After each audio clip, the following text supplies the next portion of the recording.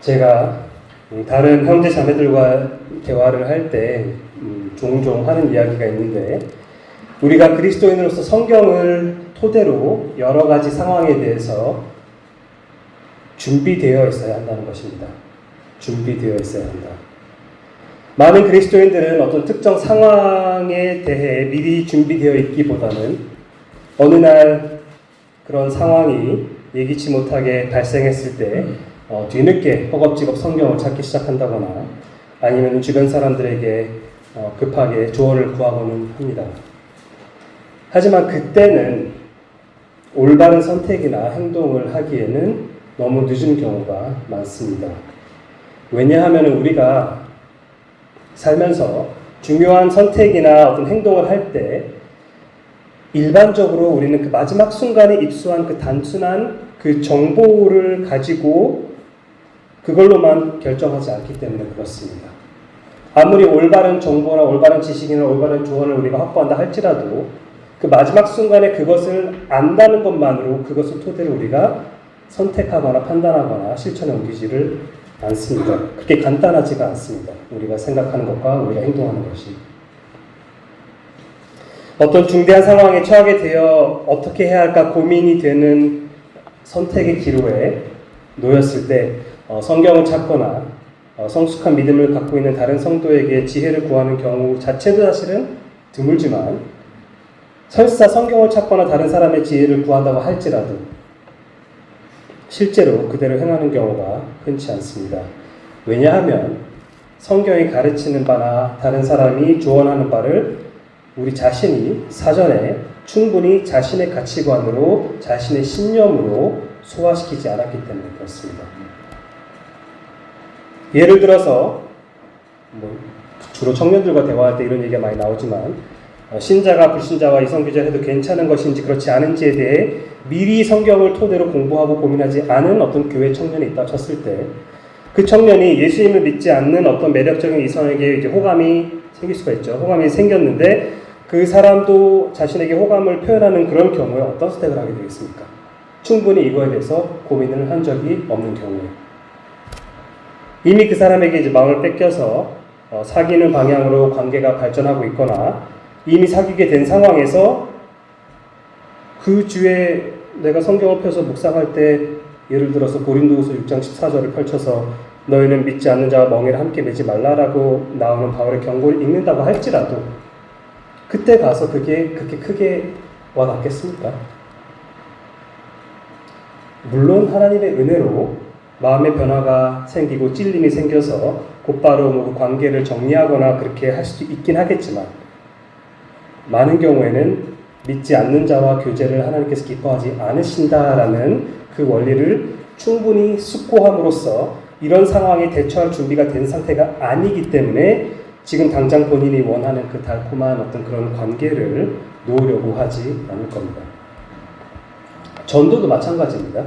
베드로전서 3장 15절에서 베드로가 너희 마음에 그리스도를 주로 삼아 거룩하게 하고 너희 속에 있는 소망에 관한 이유를 묻는 자에게는 대답할 것을 항상 준비하라 라고 이렇게 말하는데, 평소에 성경을 토대로 복음을 어떻게 전해야 하는지, 본인이 복음을 전할 때 무슨 내용을 반드시 강조를 해야만 하는지, 이런 것들에 대해서 고민하고 연구함으로써 준비되어 있지 않다면 어느 날 주변에 믿지 않는 지인이 예수님이나 복음이나 다른 성경적인 주제에 대해 질문을 할 때 과연 제대로 된 대답을 할 수 있겠습니까? 이와 같이 우리는 평소에 성경을 읽으면서 단지 지식을 쌓는 것에 만족할 것이 아니라 성경이 우리에게 계시하는 중요한 교훈이나 원리들을 배워서 체득해야 합니다. 우리 삶으로 소화해야 합니다. 그 성경적인 가르침들이 우리 안에서 서서히 자리 잡아서 특히 견고한 신념으로 자리 잡을 때 우리는 비로소 실전에서 그 가르침대로 살 수 있게 되는 겁니다. 용서도 마찬가지입니다. 우리가 별것 아닌 일을 당했을 때는 상대방을 용서하는 것이 쉽지만, 우리가 각자 감당할 수 있는 역치를 넘어서는 어떤 일을 당했을 때는 용서가 그만큼 더 어려워집니다. 하지만 지난번에 말씀드렸던 것처럼 용서라는 것은 그냥 하면 좋고 안 하면 할 수 없는 그런 권장사항이 아니라 반드시 해야 하는 의무사항인데, 대부분의 사람들이 용서하기 힘든 상황에서 우리가 하나님의 말씀에 순종하여 진정한 용서를 해내기 위해서는 평소에 용서할 준비가 되어 있어야 한다는 겁니다. 용서를 이런 상황에서 내가 어떻게 용서를 할 수 있을까에 대해서 많은 고민이 사전에 필요합니다. 그렇게 돼야 실제로 굉장히 힘들어 보이는 상황이 발생했을 때 내가 미리 예상하고 그리고 준비된 상태로 그 상황을 맞닥뜨릴 수 있습니다. 바울의 편지 빌레몬서의 수신자인 빌레몬은 바로 용서할 준비가 되어 있는 그런 사람이었습니다. 오늘 본문에서 특히 이 점이 잘 드러나는데 빌레몬서 4절부터 7절을 살펴보도록 하겠습니다. 4절부터 7절을 제가 읽도록 하겠습니다. 내가 항상 내 하나님께 감사하고 기도할 때 너를 말하면 주 예수와 및 모든 성도에 대한 내 사랑과 믿음이 있음을 들음이니 이로써 내 믿음의 교제가 우리 가운데 있는 선을 알게 하고 그리스도께 이르도록 역사하느니라. 형제여, 성도들의 마음이 너로 말미암아 평안함을 얻었으니 내가 너의 사랑으로 많은 기쁨과 위로를 받았노라. 지난번에는 빌레몬서의 어떤 전반적인 소개를 하면서 인사말에 해당되는 이제 첫 세 구절에 대해서 살펴봤는데, 간단하게만 복습하자면 빌레몬서는 60년대 초반에 바울이 로마에 가택 연금으로 수감되어 있었을 때 썼던 그 4개의 옥중 서신 중 하나인데, 빌레몬의 노예였던 오네시모가 주인으로부터 도망을 쳐서 로마에 수감 중인 바울을 이제 만나서 이제 복음을 듣고 구원을 받았는데, 바울이 이 편지와 함께 이제 오네시모를 다시 빌레몬에게 보낼 때, 전 주인인 빌레몬에게 보낼 때 빌레몬이 그를 오네시모를 용서하고 그리스도 안에서 형제로 받아들인 후에 다시 바울에게 보내달라는 그런 요청을 하는 편지 내용입니다. 1, 2, 3절에서 빌레몬에게 인사말을 쓴 후에 바울은 4절부터 7절에서 빌레몬에 대한 이제 감사를 표현하는데, 방금 읽었지만 감사를 표현하는데, 이 감사는 특히 빌레몬이 오네시모를 용서할 준비가 되어 있다는 사실을 내포하고 있는 그런 본문입니다. 대부분의 바울 서신을 보면은 바울이 수신자에 대한 어떤 감사하는 내용이 언급이 되죠. 다 그런 것은 아니지만 대부분은 그렇습니다. 하나님께서 수신자들에게 얼마나 큰 은혜를 베푸셨는지를 생각할 때 자연스럽게 그 은혜에 대한 감사의 기도가 사도 바울의 입술에서 흘러나오는 겁니다. 빌레몬서도 예외는 아니었습니다. 4절을 보면은 바울은 항상 하나님께 감사하며 기도 드릴 때 빌레몬을 언급한다고 좀 말하고 있습니다. 이것 통해서 우리가 여기서 많은 내용들이 담겨져 있는 건 아니지만 우리가 한 가지 알 수 있는 것은 빌레몬은 평소에 바울에게 어떤 뭔가 근심 어린 기도를 유발하는 사람이 아니라 감사의 기도를 유발하는 성도였다는 겁니다. 모든 성도들이 다 이렇진 않죠. 많은 경우에 우리의 걱정과 근심과 염려를 더 많이 표현할 수밖에 없는, 더 많은 중보를 그 사람을 위해서 할 수밖에 없는 어떤 그러한 성도들도 분명히 존재하겠지만, 반면에 이런 형제를 제 옆에 하나님께서 허락해 주시니, 저런 자매를 제 삶 가운데 이끌어 주시니 너무나도 감사하다. 저 사람이 옆에서 나랑 함께 그리스도 안에서 믿음 생활을 하고 있다는 것 자체가 너무나도 감사하다라는 그런 생각이 들 때가 있죠. 빌레몬은 그런 후자의 경우에 해당되는 그런 사람이었습니다. 바울은 이것을 그냥 의례적으로 하고 있는 말이 아니라 빌레몬에 대해 감사하는 이유가 이제 바로 다음 절에 설명이 되는데, 5절에서 바울은 주 예수와 및 모든 성도에 대한 빌레몬의 사랑과 믿음이 있음을 들었기 때문이라고 그렇게 말을 하고 있습니다. 자기가 감사하는 이유가 그것 때문이다. 빌레몬의 사랑과 믿음에 대한 소식이 이제 로마에 수감된 바울에까지 이제 전해졌다는 건데, 자, 얼핏 보면은 사실은 굉장히 자연스러운 내용의 문장인데, 자세히 보면은 조금 걸리는 부분이 있습니다. 약간 살짝 주저하게 만드는 부분이 있는데, 자, 보시면은 빌레몬의 두 덕목이 언급되는데 사랑과 믿음이죠. 빌레몬에게 사랑과 믿음이 있다고 나옵니다. 근데 동시에 그 두 가지 덕목이 관련된 어떤 식으로든 관련된 두 대상이 나오는데 주 예수와 모든 성도가 언급됩니다. 근데 이제 문제는 어느 덕목이 어느 대상에게 성립되느냐입니다. 분명히 본문에서는 주 예수와 및 모든 성도에 대한 그의 사랑과 너의 사랑과 이제 믿음이 있다라고 얘기를 했는데 주 예수 그리고 모든 성도가 있고 그리고 빌레몬의 사랑과 믿음이 있는데 뭐가 뭐랑 해당되느냐는 겁니다. 사랑과 믿음 두 가지 모두가 다 그냥 예수님이랑 그리고 모든 성도에게 그냥 전부가 전부를 다 그렇게 엮여서 그렇게 해당된다고 보면 안 되나라고 생각하실 수도 있는데 잘 생각해 보면은 예수님과 성도를 향한 사랑은 빌레몬이 예수님을 사랑하고 성도를 사랑하는 것 자체는 문제가 되지 않는데 믿음은 조금 느낌이 다르죠. 예수님과 성도를 향한 믿음은 조금 느낌이 다릅니다. 조금 문제가 됩니다. 왜냐하면 예수님께서는 히브리서 13장 8절의 표현을 빌리자면은 어제나 오늘이나 영원토록 동일하신 분이시며 그리고 또 지난번에도 한번 살펴봤지만 출애굽기 34장 6절에서 하나님께서 자신에 대해 선언하셨던 것처럼 헤세드 곧 신실하심이 크신 성자 하나님이시기 때문에 절대적으로 신뢰할 수 있는 분으로서 그분은 언제나 신자의 믿음의 대상이 되시지만 그거에는 아무 문제가 없지만 근데 성도들은 아무리 구원받았다고 할지라도 여전히 전적으로 신뢰할 수 있는 그런 존재가 아니기 때문에 그렇습니다. 이거는 다른 성도들을 의심하거나 불신하라는 그렇게 노골적으로 능동적으로 의심하거나 불신하라는 뜻이 아니라 아무리 성숙한 성도라고 할지라도 완전하신 하나님은 아니기 때문에 절대적으로 신실한 존재는 아니라는 그 현실을 우리가 인지할 수밖에 없겠죠. 우리 자신만 놓고 보더라도 저도 제 자신을 온전하게 신뢰하지 못하는데 성도 간의 그 절대적인 신뢰 자체는 어렵죠. 현실적으로. 실제로 그래서 많은 성경학자들이 이 문제점을 인지하고 있습니다. 그래서 이 부분을 어떻게 하면 좀 자연스럽게 해석을 할 수 있을까? 어떻게 하면 말이 좀 되게 해석을 할 수 있을까? 그렇게 뭔가 좀 돌파구를 찾기 위해서 몇 가지 해결책들을 제시하는데 이제 일부 소수의 주석가들은 이제 믿음이라고 번역된 그 단어가 헬라어로는 이제 피스티스라는 단어인데 이 피스티스라는 헬라어를 믿음이 아니라 신실함이라고 달리 번역해서 그게 가능한데 사전적으로 신실함이라고 번역할 수 있는데 그래서 예수님과 모든 성도를 향한 빌레몬의 믿음이 아니라 신실함이다. 빌레몬의 신실함이다.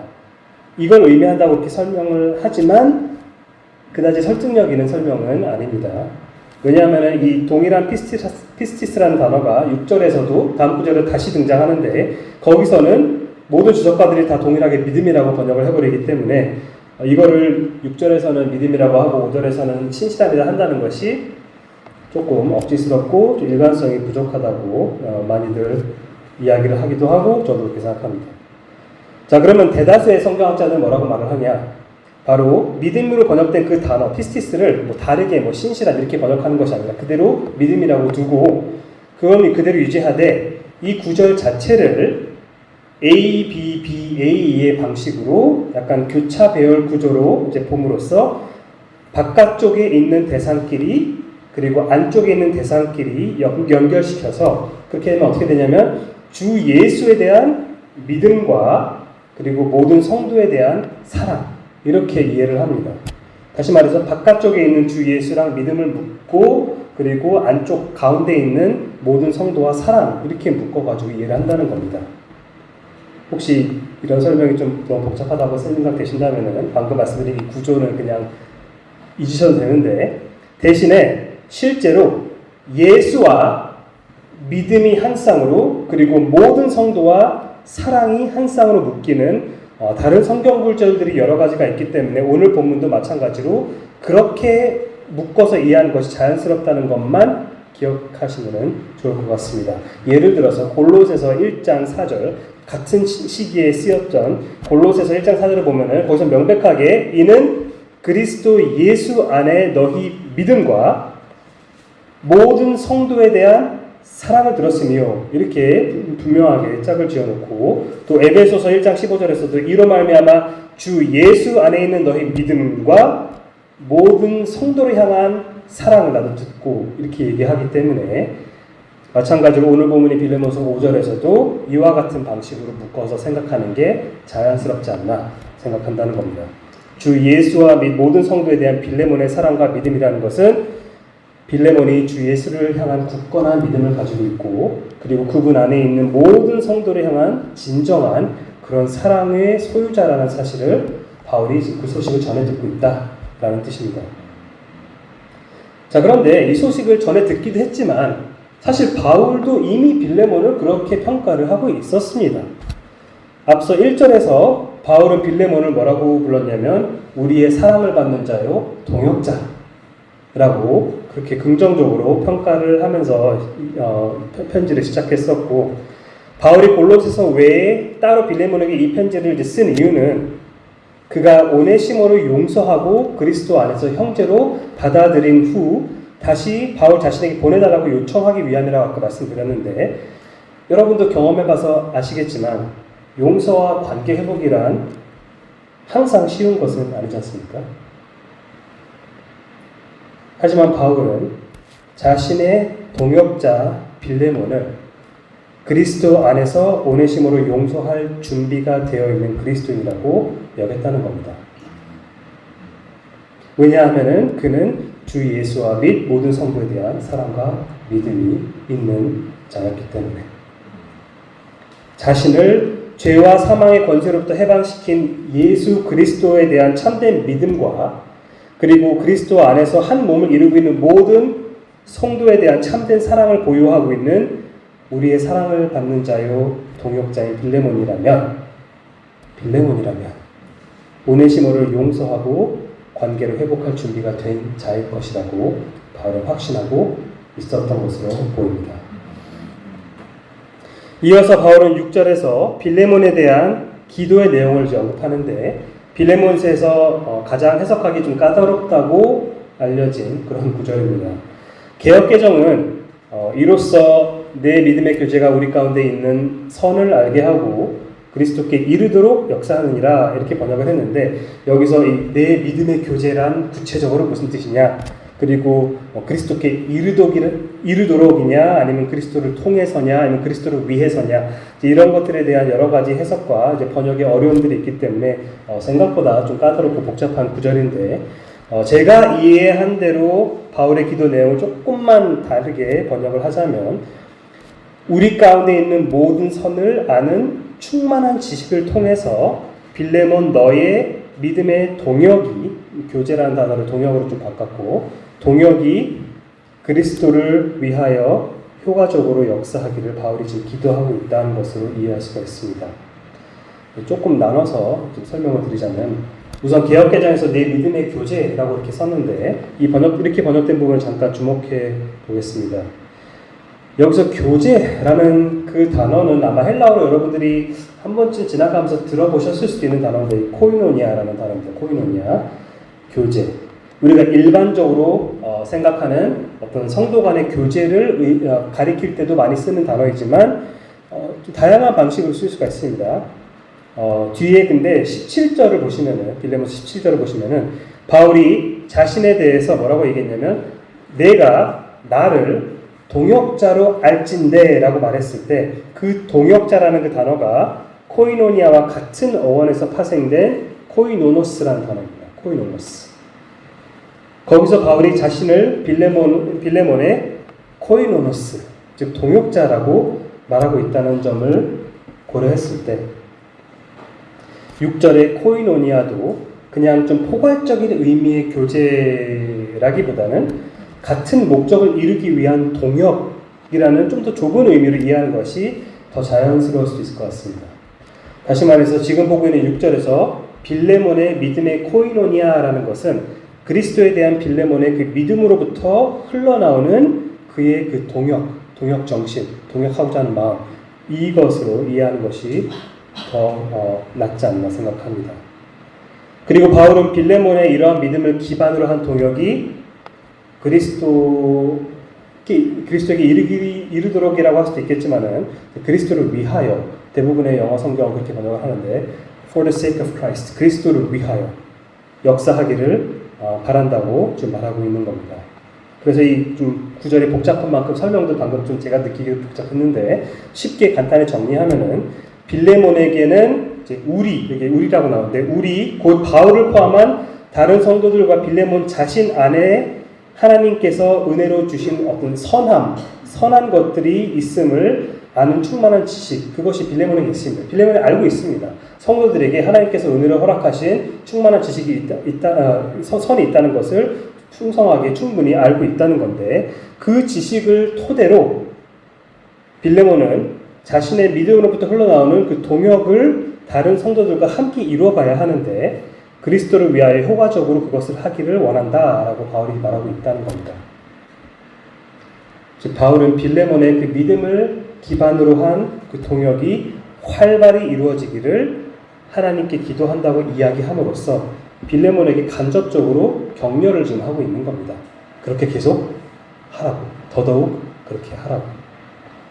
지금 계속해서 바울이 이 구절뿐만 아니라 앞에서도 그랬지만은 다른 성도들과의 어떤 그 연결됨, 하나됨, 그런 것들을 좀 강조를 하고 있다고 보시면 됩니다. 물론 6절에서 이거는 바울이 이제 자기가 그걸 위해 기도하고 있다, 구하고 있다라고 이제 표현하고 있는 것이지만 그걸 굳이 썼지 않습니까? 속으로만 생각하지 않고 썼다는 것은 빌레몬을 우회적으로 그렇게 더 하라라고 간접적으로 격려하고 있는 것인데, 근데 동시에 격려할 뿐만 아니라 사실 앞에 전반적인 맥락을 고려했을 때 바울은 빌레몬에게 이러한 기대를 지금 하고 있었음을 알 수가 있습니다. 이거는 빌레몬이 내가 이렇게 말하지 않으면은 안 할 것 같으니까 조금 더 강하게 동기부여를 하기 위해서 그렇게 하는 그런 느낌이 아니라 이미 그렇게 할 거를 알고 있지만은 그걸 다시 한번 상기시켜 주는 것 뿐입니다. 자, 마지막으로 7절에서 바울은 빌레몬에게 다른 성도들과 자신이 이미 그를 통해 누린 영적 유익을 상기시키고 있습니다. 빌레몬에게.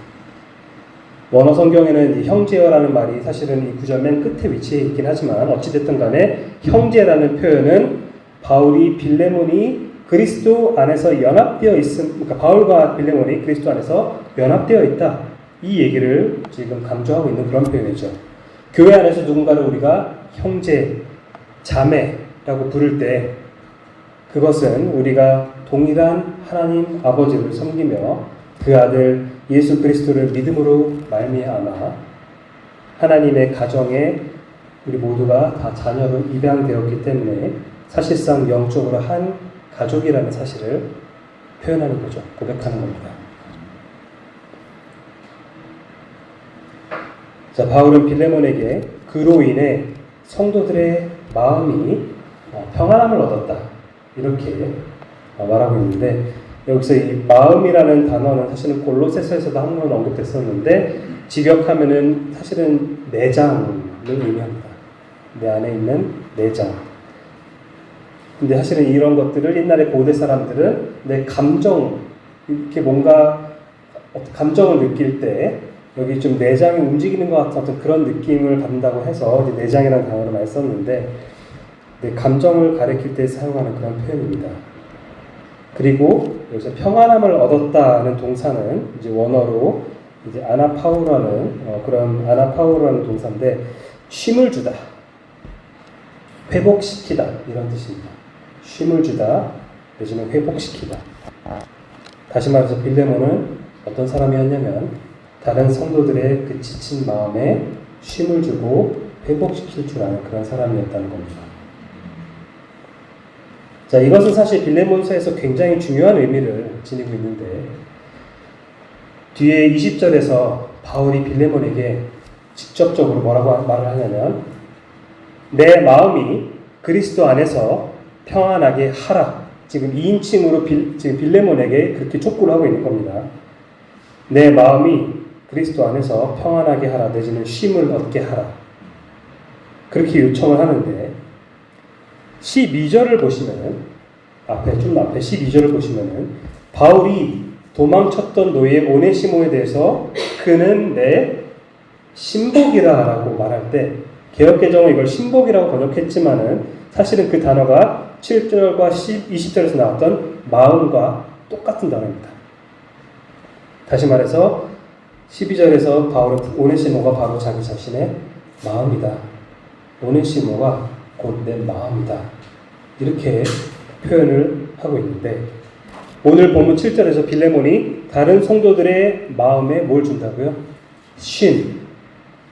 쉼을 주는 자라는 사실을 기반으로 20절에서 바울 자신의 마음에도 쉼을 달라고 요청하는 것은 곧 바울의 마음인 오네시모에게 빌레몬이 쉼을 주라는 뜻입니다.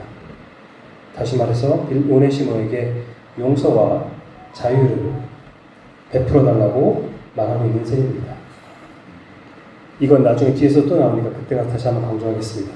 자, 다시 오늘 본문으로 돌아와서 바울은 성도들의 마음이 빌레몬으로 말미암아 평안함을 얻었으니 자신 또한 그의 사랑으로 많은 기쁨과 위로를 받았다고 말하고 있죠. 아까 5절에서 빌레몬이 다른 성도들을 향한 사랑을 가지고 있는 사람이었다고 그렇게 바울이 말했었는데 그 사랑은 단지 직접적인 그 사랑의 수혜자들에게만 유익한 것이 아니라 그 소식을 듣는 바울에게도 기쁨과 위로 내지는 격려를 그려주는 부가적인 유익도 있었던 겁니다. 바울이 직접적인 수혜자가 아니었음에도 불구하고 빌레몬의 성도 사랑을 통해서 이러한 영적 유익을 누릴 수 있는 이유는 바울과 디모데와 빌레몬과 골로새 교회와 모든 성도들이 그리스도 안에서 한 몸으로 연합되어 있기 때문에 그렇습니다. 그러니까 저 지체의 어떤 영적 성장과 영적 유익이 곧 나의 기쁨이 되는 거죠. 그리고 이거는 2000년이 지난 후에 이 본문을 읽고는 저 또한 빌레몬에 대한 이런 구절을 읽으면서 그가 당시에 다른 성도들에게 보였다고 기록되어 있는 이 사랑으로 저도 또한 기쁨과 격려를 받고 있고 지금 이 시간 이 본문에 대한 설교를 듣고 있는 여러분 또한 동일한 유익을 얻으시길 바랍니다. 아멘. 여러분 아직까지 바울은 지금 오네시모라는 이름을 언급하지 않았습니다. 편지에서 오네시모라는 이름을 언급하지도 않았고 자신이 빌레몬에게 따로 편지를 굳이 골로새서가 가고 있는데도 불구하고 따로 빌레몬서를 쓴 구체적인 이유를 밝히진 않았습니다. 하지만 우리는 지난번에 편지 전체를 1절부터 끝까지 다 읽었기 때문에 그 이유를 알고 있죠. 바울은 곧 오네시모에 대해서 이야기를 꺼낼 것이고 그리고 그를 용서해달라고 빌레몬에게 간청할 겁니다. 하지만 그 전에 그렇게 하기 전에 바울은 자신이 빌레몬에 대해서 알고 있고 확신하고 있는 바를 오늘 본문에 기록하고 있는데 그는 감사의 기도를 유발하는 자였고 또 그는 주 예수에 대한 믿음과 모든 성도에 대한 사랑을 소유한 자였고 주 예수에 대한 믿음을 토대로 동역을 할 수 있는 그런 사람이었고 사랑으로 성도들의 마음에 쉼과 기쁨과 격려를 주는 그런 사람이었습니다. 골로새서 1장 10절의 표현을 빌리자면 빌레몬은 주께 합당하게 행하여 범사에 기쁘시게 하고 모든 선한 일에 열매를 맺으며 하나님을 아는 것에 자라가는 참된 그리스도인이었습니다. 이렇게 그리스도와 연합되어서 아름다운 열매를 많이 맺는 신자는 용서해야 할 상황이 생겼을 때 용서할 준비가 되어 있습니다. 왜냐하면 이러한 신자는 본인이 하나님께 그리스도의 십자가를 통해 얼마나 큰 빚을 탕감받았는지를 너무나도 잘 알고 있기 때문에 자신에게 죄를 지은 사람 또한 그리스도의 보혈로 하나님께 모든 죄를 용서받은 후에 그 사람이 자신에게도 용서를 구하게 될 때 기꺼이 그를 주 안에서 용서하고 형제를 품어주는 사랑을 볼 준비가 되어 있는 겁니다. 여러분 중에서도 혹시 교회 안에서든 교회 밖에서 다른 성도와의 관계에서든 특히 형제 자매와의 지속적인 갈등을 경험하고 계신 분이 있다면 여러분부터 얼마나 헤아릴 수 없는 죄를 용서받았는지를 기억하시고 그 사람과의 용서 내지는 화해를 위해서 힘쓰시기를 바라고,